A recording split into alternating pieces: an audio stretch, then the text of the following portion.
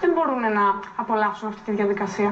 Θέλω να πω ότι υπάρχουν πάρα πολλές διαταραχές και δυσκολίες που οδηγούν σε αυτό, να έχεις πρόβλημα στην επικοινωνία με τους υπόλοιπους. Στην επικοινωνία γενικότερα, όχι να πώς γράφεις το α, το κουλουράκι. Ακριβώς. Και προφορικά και γραπτά. Η μη ορθή άρθρωση, ας πούμε. Είναι και αυτό ένα ζήτημα. Είναι ένα ζήτημα το οποίο είναι από τα πιο. Η έλλειψη επικοινωνίας ή να το πω αλλιώς, όχι έλλειψη επικοινωνίας, δεν μου έρχεται τώρα η λέξη.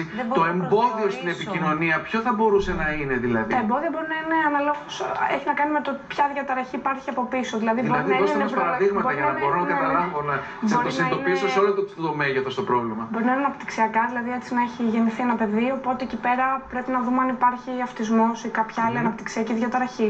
Μπορεί να είναι νοητικά, μπορεί να είναι νευρολογικά, μπορεί να είναι επίκτητα, δηλαδή να είναι κανονικά ένας άνθρωπος να ζει τη ζωή του, να συμβεί κάποιο ατύχημα και μετά να δημιουργηθούν προβλήματα στην επικοινωνία, στο λόγο.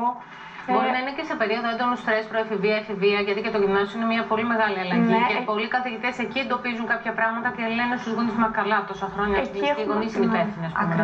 Εκεί έχουμε άλλου είδους δυσκολίες. Μπορεί να εμφανιστούν διαταραχές στη ροή του λόγου, ας πούμε, τραυλισμός. Όλα αυτά όμως μπορεί να έχουν και ψυχολογικά και παθολογικά αίτια. Ο λογοθεραπευτής λοιπόν, το πρώτο πράγμα που κάνει είναι να διαγνώσει την πηγή του προβλήματος. Γίνεται μια αξιολόγηση, η οποία δεν την κάνει μόνο στο λογοθεραπευτής. Σε συνεργασία και με άλλες ειδικότητες. Όχι μόνο με το ΚΕΔΑΣΥ, αφορά τα σχολεία. Το ΚΕΔΑΣΥ είχαμε εμείς εδώ την πρόεδρο του οργανισμού αυτού που μας έχει εξηγήσει τις διαδικασίες, γιατί και εκεί υπήρχε μια αναμονή, τώρα αυτά όλα έχουν αλλάξει. Σε συνεργασία, ναι, έχουν αλλάξει ενώ με την αναμονή του ενός έτους. Σε συνεργασία με τα σχολεία γίνεται αυτό. Ακριβώς, τα σχολεία είναι πιο ενήμερα πλέον.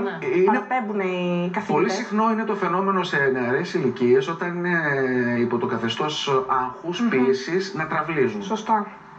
Και συνήθως παρατηρείται αυτό μέσα στις σχολικές αίθουσες, όταν ο δάσκαλος ή ο καθηγητής εξετάζει το μαθητή. Ναι, σωστά. Μπορεί να στο μάθημα της ημέρας. Ένας λόγος. Μπορεί να είναι και αυτός ένας λόγος. Μια αφορμή για να ξεκινήσει. Αυτό είναι ένα ζήτημα το οποίο μπορεί να αντιμετωπιστεί αποτελεσματικά, έτσι. Σωστά. Η διαδικασία που μου ερωτήσατε είναι ότι γίνεται η αξιολόγηση από τον λογοθεραπευτή ή και από τον εργοθεραπευτή, αλλά πρέπει σίγουρα το παιδί, ο ενήλικας, οποιοδήποτε να επισκεφτεί και κάποιον γιατρό από συγκεκριμένες ειδικότητες. Τι γιατρό να το πούμε, γιατί τώρα θα απευθύνω το ερώτημα και στην κυρία Πετρίδου, τι λογοθά αντιμετώπισε για να καταλάβει τελικά τι συμβαίνει ως μαμά. Για τη λογοθεραπεία, για τον κλάδο μας είναι συγκεκριμένες ειδικότητες. Είναι αναπτυξιολόγος, είναι νευρολόγος, ή παιδοψυχίατρος ή ψυχίατρος. Και νευρολόγος όμως δεν υπάρχουν πολλοί. Και ποιος εν τέλει θα αποφανθεί για τη γνωμάτευση? Αναλόγως ποιον θα επισκεφτεί ο ασθενής, τέλος πάντων. Ποιος έχει το δικαίωμα να αποφανθεί? Και οι τρεις.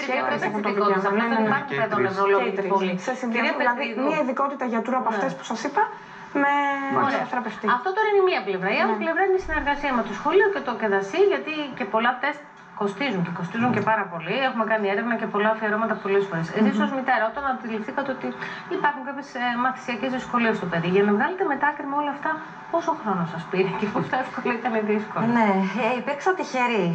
Γιατί όπως είπαμε και στην αρχή γνωριζόμαστε. Οπότε το πρώτο πράγμα που έκανε ήταν επικοινωνία με την Ειρήνη τη Γιαμούκη και από εκεί και μετά μπήκαμε σε μία ροή.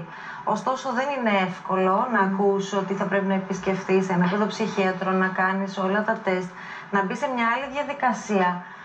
Να πρέπει να συνεργαστεί και το παιδί από Να συνεργαστεί και το παιδί, να συνεργαστεί το σχολείο, να ενημερωθούν. Γιατί ακόμα και ο τρόπος που επικοινωνεί το σχολείο με το παιδί πια, είτε είναι, γιατί δεν είναι ένας δάσκαλος, είναι δασκάλα, είναι γυμναστής. Να το πούμε λίγο απλά, γιατί και εγώ ως μητέρα κάτι είχα ψηλοαντιμετωπίσει. Δεν έχει σημασία να μιλήσουμε έτσι προσωπικά. Όλοι μας και στην εκπομπή που το συζητάμε και μεταξύ μας. Και έχουμε υποψιαστεί και έχουμε ανησυχήσει. Το πρώτο πράγμα που λέει, ξέρετε ποιο είναι? Τι τώρα εγώ, μαμά, θα πάω να κάνω αυτό το τεστ, να ξέρουν οι μαθητές μου ότι θα πάω μέσα στο περιβάλλον του σχολείου. Είναι όλα.